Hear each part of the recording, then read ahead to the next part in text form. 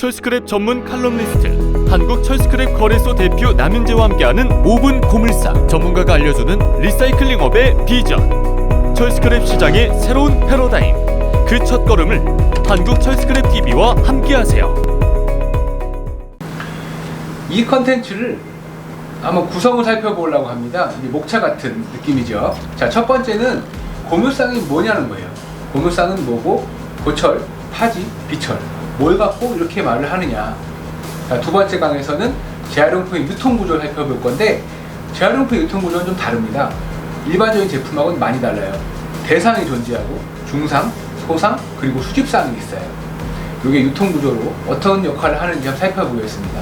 세 번째 강에서는 고철은 제철소로, 파지는 제지사로, 비철은 비철공장으로 가게 되는데, 이 상태의 납품, 검수의 구조예요.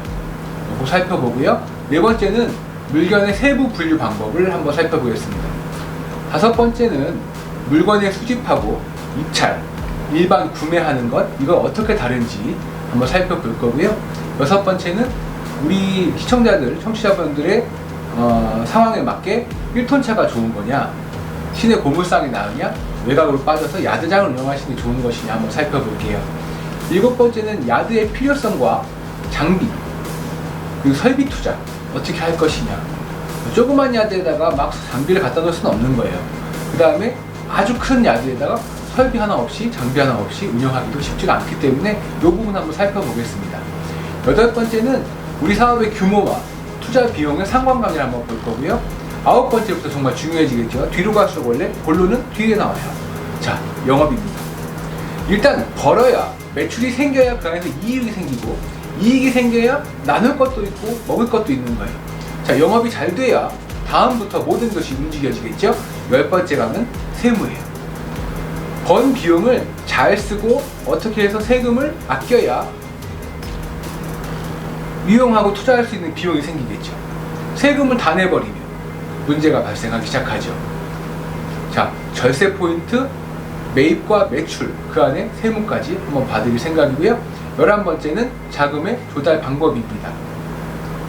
12번째는 우리 청취자분들 사업을 개시하신 다음부터 성장, 어떻게 성장시킬 것이고 어떻게 하는 게 제일 바람직한 성장인지, 뭐 다품목, 많은 품목을 할 것인지 한 품목을 하는 게 중요한지, 어떻게 하는 게 제일 좋을지 제언을 드리고자 하고, 13번째는 총체적으로 제언을 드리고자 합니다. 이렇게 한 13강 정도로 저희 컨텐츠는 구성이 될 예정이고요. 제가 드리는 컨셉은 아주 작은 고물상이나 1톤차 수집을 하자고 하는 건 아니에요. 소형 고물상보다는 찌개차 정도는 갖추고 있는 중소상의 규모가 수익을 좀 내기 유리한 구조라는 걸 설명을 드릴 거예요. 강의를 충분히 들으시면 이 부분이 분명히 이해가 되실 겁니다. 자, 이번 시간은 제1강 고물상이란 무엇이냐, 그리고 고철, 파지, 비철은 무엇인가에 대해서 한번 알아보는 시간 갖도록 하겠습니다. 자, 고물상이란 무엇인가에 대해서 한번 알아볼게요. 자, 고물상이라는 건 고철, 파지, 비철, 이걸 뭐라고 해야 되냐면 유가 폐기물이에요. 폐기물 중에 가격을 가질 수 있는, 재활용이 가능한 것들, 이것들을 수집, 선별, 보관, 가공해서 재활용이 가능한 상태로 만들어 놓는 곳입니다. 자, 그러면 폐기물은 뭐예요? 폐기물은 대충 아시죠? 쓰레기죠. 그럼 폐기물을 처리하는 방법은 뭐가 있을까요? 딱 세 가지입니다. 첫 번째, 재활용이에요.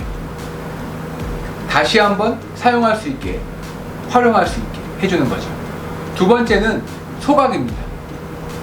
태워버리는 거예요. 자, 마지막, 어떤 것도 가질 수 없다면 매립하는 방법밖에 없어요. 자, 매립이란 방법은 굉장히 힘들겠죠. 땅에다가 이것을 묻는 겁니다. 묻으면 잘 썩지 않아요. 자, 이런 경우 어떻게 합니까? 최대한 재활용률을 늘리고 소각량을 늘리는 게 좋은 거죠. 매립은 최후의 수단인 거예요. 자, 재활용이라는 것은 앞서 말했던 바와 같이 단가를 가지고 있어야 돼요. 그래야 누군가는 줍고 보관하고 분류하고 가공하죠. 두 번째, 소각은 쓰레기가 열량을 가지고 있어야 돼요. 비닐이나 플라스틱처럼 땔감으로 쓸 수가 있어야 되는 겁니다. 매립은 두 가지 다 해당하지 않아요. 그리고 아주 매립은 어렵게 될 겁니다. 앞으로 점점 더 될 거예요. 힘들어질 거예요. 토지는 한정돼 있고 오랜 시간 분해돼야 되고 민원 발생도 너무너무 많겠죠.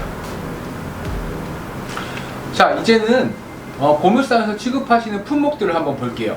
첫 번째는 파질입니다. 파질이라는 건 종이류가 깨질 파, 끝났다는 얘기예요. 자, 박스나 A4지, 책, 대부분의 종이 제품이 수명을 다해서 배출되는 형태입니다. 제지사로 가게 됩니다. 그래서 재가공돼요. 최근 택배 많이 쓰시죠? 택배 산업이 워낙 발달해서 옛날에는 박스가 가정에서 볼 수는 없었어요. 공장에나 가야 있던 거였는데 지금은 가정에서도 배출량이 굉장히 많아지죠. 배출량이 점점 증가되고 있습니다. 두 번째는 고철이에요. 자, 옛 고자에 금속 철자를 써요. 옛날 철이에요. 마찬가지 수명이 다했죠. 자석에 보는 Fe 성분이 줄을 이루는 구성물질이고요. 건물의 뼈대나 철근, 외장 각파이프 등이 고철에 속합니다. 1600도 정도에서 용해점을 가지고요. 비철 금속에 비해서 굉장히 단단해요. 비철 금속류는 보통 1000도에서 1300도 수준에서 용해되기 시작하거든요. 근데 1600도 정도면 더 열을 많이 품을 수 있으니까 더 단단하게 태어나게 되는 거죠. 역사에 보면 석기시대, 청동기시대, 철기시대 이렇게 되죠. 점점 단단해지는 걸로 가는 거예요. 다만 철의 단점이 하나 있죠.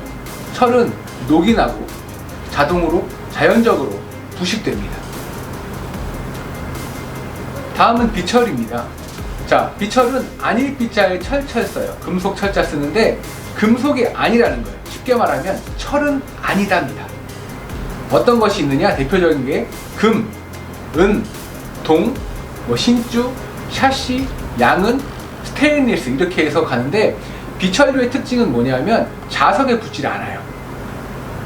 자, 고물상에서 취급하는 비철류는 뭐가 있냐? 금이나 은은 비싸니까 저희가 쉽게 손 못 대고요. 동부터입니다. 불이라고 하죠. 동, 신주, 샤시 이하는 다 고물상에서 취급을 하게 돼요. 고철보다 단가대가 훨씬 비싸요. 그리고 스테인리스 같은 경우는 300개라고 해요. 일명 가짜 스테인리스예요. 모양은 스테인하고 똑같은데 자석에 붙지도 않는데 요거는 단가가 별로 안 나갑니다. 그래서 가짜라고 하죠. 그래서 취급에 스테인류 같은 경우는 특별히 취급에 주의하셔야 돼요. 자, 그러면 스테인리스는 뭘까요? 스테인리스 다 영어인데, 자, 스테인이라는 것은 얼룩이라는 뜻이에요. 리스는 없다는 얘기예요. 얼룩지지 않는다. 그래서 철과 달리 녹슬지 않고 얼룩지지 않는 건 참 좋은데 이게 뭐냐면 플라스틱에 도금을 하거나 스테인리스 도금을 하거나 합금 과정에서 스테인리스 혼합을 해서 녹여요. 그렇게 되면 스테인리스는 조금 넣었는데 자석에 붙지도 않고 아주 어려운 게 생겨버리는 거죠. 그렇게 돼서 재활용 시에 단가가 낮게 형성되는 것이 다 이렇게 알아보시면 돼요. 두 번 말씀드렸습니다. 그만큼 굉장히 중요하다는 얘기예요. 자, 우리 다음 강에는 고철, 비철, 파지의 유통구조, 대상, 중상, 소상 요 과정을 한번 들어보실게요.